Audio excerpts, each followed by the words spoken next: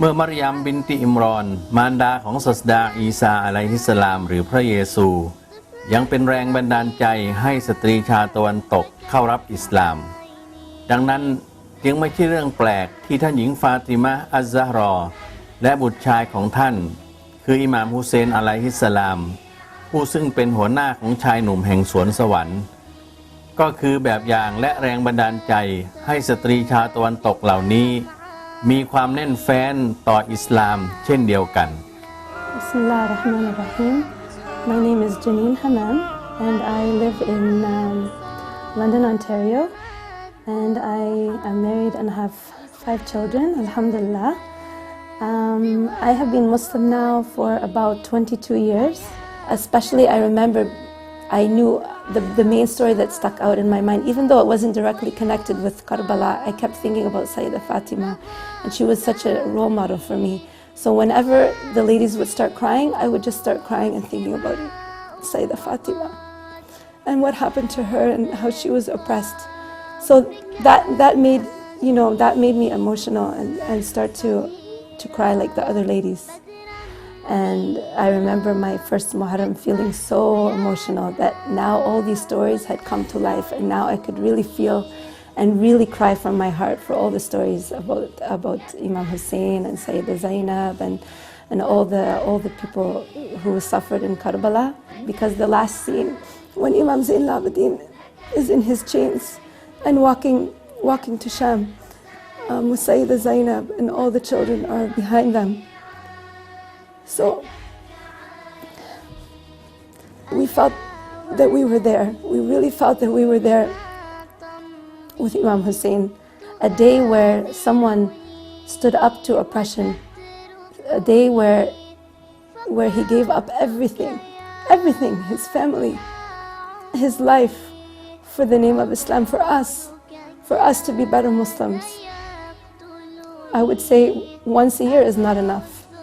I would say every day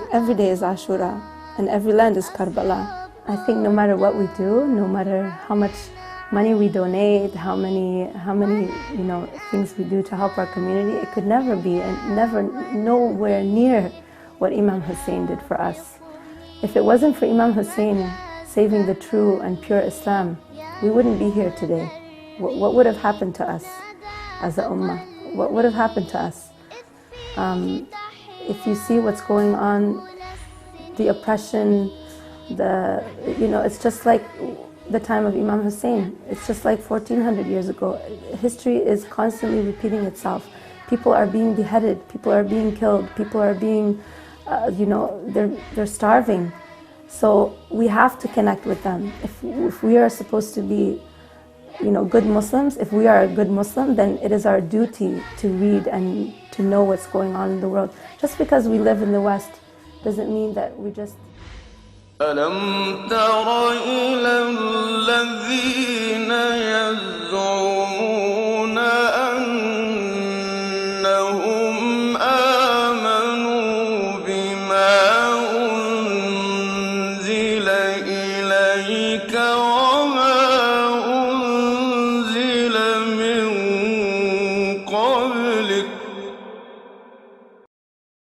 يريدون أن يتحاكموا إلى الطاغوت وقد أمروا أن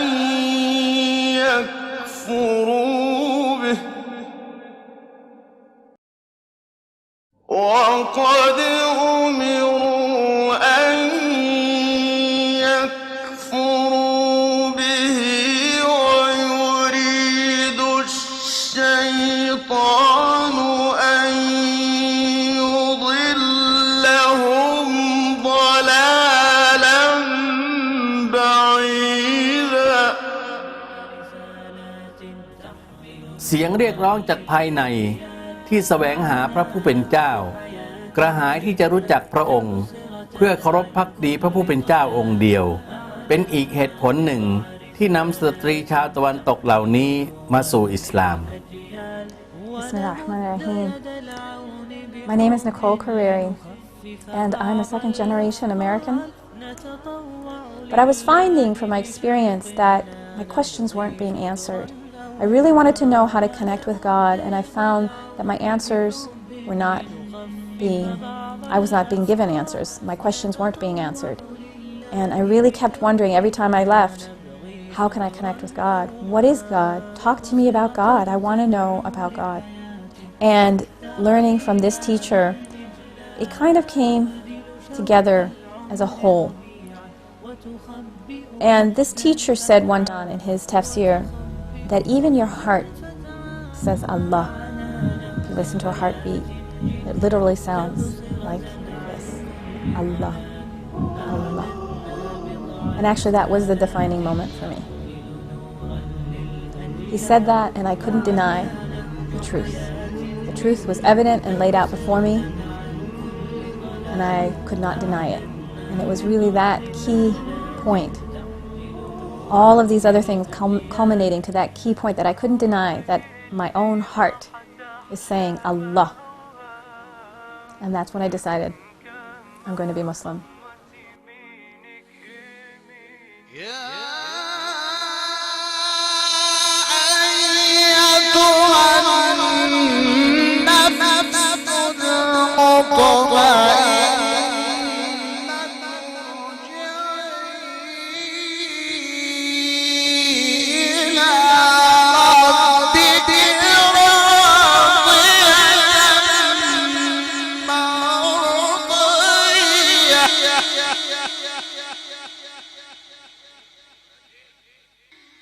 فادخلي في عبادي وادخلي جنتي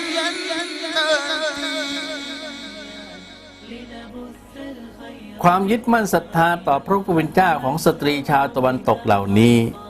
ทำให้พวกเธอพร้อมที่จะเปลี่ยนแปลงชีวิตทั้งหมดตามคำสอนของอิสลามตั้งแต่วิถีการดำเนินชีวิตความคิดกิจกรรมที่กระทำประจำวันรวมทั้งเรื่องการแต่งกายมิดชิดตามหลักการศาสนาด้วย And I was born in Poland. After I converted in July, I decided I would go to Poland for Christmas because my mom didn't want to talk to me over telephone, and I felt really heartbroken. I mean, we were very close, always very close. And she helped me a lot. She's an amazing woman, and I decided I would go. With Allah Subhanahu wa Taala, with the strength I have, with the confidence, with the positive attitude, I will go. And I went, and it was, I think, the hardest thing I've done in my life. I think it was so hard. Now, when I come back, when I think about it, sometimes I ask myself, how did I do this? How I managed to do it, because when I was going in hijab. The day I converted, I put hijab on. I mean, scarf and obviously hijab. The way I thought at that time was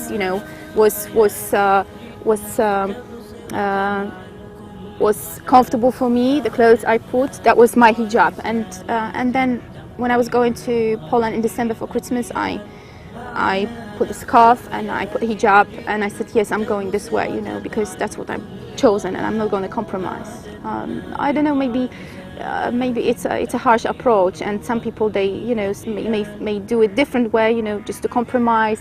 take it slowly, go to Poland, just leave it behind. I said I will go full ahead. وقل للمؤمنات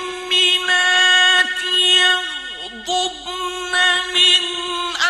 أبصارهن ويحفظن فروجهن ولا يبدين زينتهن إلا ما ظهر منها ولا يبدين زينتهن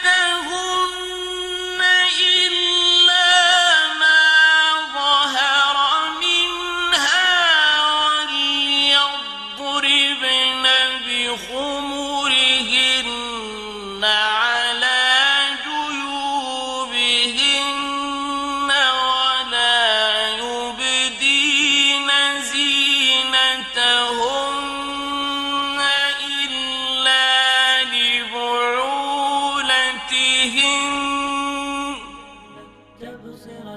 ความรู้สึกของสตรีชาวตะวันตกเมื่อเข้ามาอยู่ใต้ร่มธงคำสอนของอิสลามแล้วก็คือเสมือนได้พบกับคู่มือการดำเนินชีวิตของตนเอง My name is Blanca Romero. I had the privilege of growing up in different countries. My father was a diplomat, so we traveled and moved every 3 to 4 years. One day at a gathering at one of my Muslim friends' homes, I saw the Quran sitting on the shelf and I asked if I could read it. I took the Quran in my hands and I opened it to Surah Taha. And the second ayah of the surah says, "We have not sent down the Quran to you that you may be distressed." And that really spoke to me. I was going through a difficult time personally, and I continued reading. I couldn't put it down. And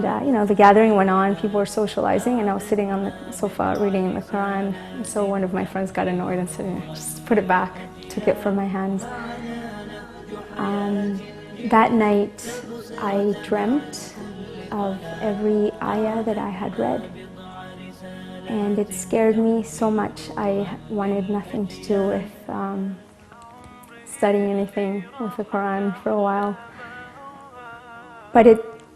sparked something inside.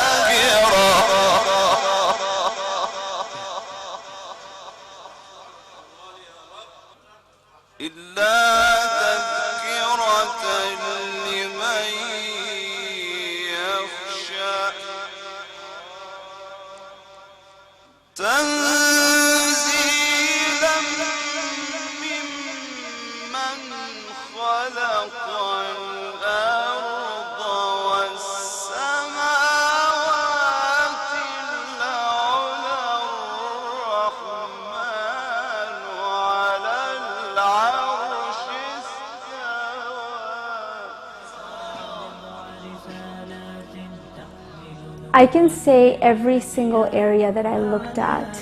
in Islam because it was like being given a handbook for life. How to be successful here and in the hereafter. And I had never been able to get my hands on anything like that. It answered the questions about the unity of God. It answered the questions about prophethood and how prophets were pure.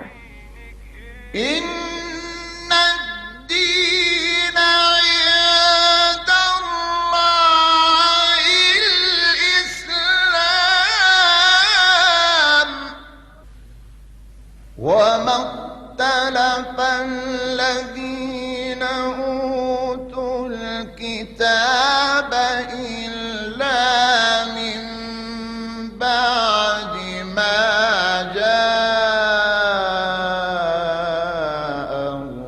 العلم بغيا بينهم ومن يكفر بآيات الله فإن الله سريع الحساب เมื่อมนุษย์หลั่งไหลกันเข้าสู่หลักธรรมคำสอนของอิสลามย่อมถือว่าเป็นนิมิตหมายที่ดีเพราะศาสนาคือหลักและที่พึ่งพิงของชีวิตคือสิ่งที่จะขัดเกลาจิตใจของมนุษย์ให้สะอาดบริสุทธิ์และทำให้มองเห็นศัตรูที่แท้จริงของตนเองซึ่งก็ได้แก่ตัวตนของมนุษย์นั่นเองศัตรูตัวฉกาจนี้ถูกบรรจุไว้ด้วยอารมณ์ไฟต่ำกิเลสตัณหาความทยานอยากความอิจฉาริษยาความเห็นแก่ตัวเมื่อสิ่งเหล่านี้มีมากขึ้นทำให้มนุษย์เริ่มอธรรมต่อตัวเองและขยายออกไปอธรรมต่อผู้อื่นการยึดมั่นในศาสนาที่แท้จริงคือเครื่องมือที่ทรงประสิทธิภาพในการขจัดสิ่งเหล่านี้ ปัจจุบันประชากรมุสลิมในอเมริกาเหนือคือรวมสหรัฐอเมริกาและแคนาดามีประมาณ8ล้านคนโดยแยกเป็นสหรัฐอเมริกา 6.7 ล้านคนและแคนาดา 1.3 ล้านคนส่วนในยุโรปมีมุสลิมทั้งหมดประมาณเกือบ50ล้านคนคิดเป็น6%ของประชากรทั้งหมด5อันดับแรกโดยไม่รวมอัลบาเนียโคโซโวและบอสเนียซึ่งมีประชากรมุสลิมเป็นส่วนใหญ่อยู่แล้วได้แก่รัสเซีย27ล้านคนฝรั่งเศส6ล้านคนเยอรมนี4ล้านคนอังกฤษ3ล้านคนและอิตาลี1,600,000 คนเมื่อปีที่ผ่านมาประธานาธิบดีวลาดิเมียร์ปูตินเดินทางไปเป็นประธานเปิดมัสยิดใหญ่ที่สุดในยุโรปซึ่งตั้งอยู่ในกรุงมอสโกตามการคาดการณ์ของนักประชากรศาสตร์ในคริสต์ศักราช 2030 มุสลิมจะมีจำนวนเพิ่มขึ้นเป็นประมาณ8%ของประชากรทั้งหมดของยุโรปซึ่งมีจำนวนประมาณเกือบ60ล้านคนปรากฏการณ์ดังกล่าวเกิดขึ้นท่ามกลางภาพลักษณ์ที่เป็นลบต่ออิสลามทั้งจากพฤติกรรมของมุสลิมบางกลุ่มที่อ้างตนเองว่าเป็นตัวแทนของประชาชาติอิสลามและท่ามกลางการมองคำสอนของอิสลามบางอย่างเป็นลบโดยเฉพาะอย่างยิ่งเรื่องเกี่ยวกับสตรีเช่นการมีภรรยาได้มากกว่า1 คนการแต่งกายของสตรีที่มีกฎเกณฑ์ชัดเจนว่าต้องแต่งกายให้มิดชิดเรื่องมรดกเรื่องการหย่าร้างและการรอคอยของสตรีหลังการหย่าร้างก่อนที่จะแต่งงานใหม่ซึ่งถือว่าเป็นเรื่องละเอียดอ่อนมากกว่าบุรุษทำให้อิสลามถูกมองว่ากดขี่และริดรอนสิทธิสตรีกระแสความสนใจและเข้ารับอิสลามเพิ่มสูงขึ้นมากภายหลังเหตุการณ์ก่อวินาศกรรมอาคารเวิร์ลด์เทรดเซ็นเตอร์ในคริสต์ศักราช 2001 โดยเฉพาะอย่างยิ่งอัลกุรอานกลายเป็นหนังสือขายดีที่สุดทั้งในยุโรปและอเมริกาเนื่องจากผู้คนสนใจใคร่ศึกษาว่าแท้ที่จริงแล้วปรัชญาและคำสอนที่แท้จริงของอิสลามเป็นอย่างไรมีงานวิจัยชิ้นหนึ่งของเอลกูไบตีนาออลศึกษาเกี่ยวกับสาเหตุที่บรรดาสตรีชาวตะวันตกหลั่งไหลกันเข้ารับอิสลามในที่สุดจึงได้รับคำตอบว่าด้วยเหตุผลส่วนตัวของสตรีชาวตะวันตกเหล่านี้ซึ่งไม่พึงพอใจต่อสภาพสังคมที่พวกเธอเติบโตขึ้นมาและเหตุการณ์ก่อวินาศกรรมอาคารเวิร์ลด์เทรดเซ็นเตอร์แทนที่จะเป็นผลลบต่ออิสลามกลับเป็นประโยชน์เพราะกลายเป็นการกระตุ้นความสนใจของสตรีเหล่านี้ต่ออิสลามมากขึ้นดังนั้นสิ่งแรกที่พวกเธอทำก็คือไปที่ร้านหนังสือและซื้ออัลกุรอานมาอ่าน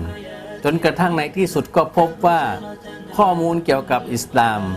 ตรงกันข้ามกับที่สื่อกระแสหลักนำเสนอโดยเฉพาะอย่างยิ่งพวกเธอพบว่าสตรีมุสลิมได้รับการปฏิบัติอย่างดียิ่งในบางกรณีดีกว่าสตรีชาวตะวันตกเองเสียอีกอย่างไรก็ตามศาสนาคือสรณะแห่งชีวิตหากบุคคลได้พบสรณะแห่งชีวิตของตนเองแล้วก็นับว่าเป็นสิ่งที่สมควรยินดีและสนับสนุนขอให้สตรีชาวตะวันตกที่เลือกอิสลามเป็นสรณะแห่งชีวิตประสบความสำเร็จทั้งชีวิตในโลกนี้และปรโลก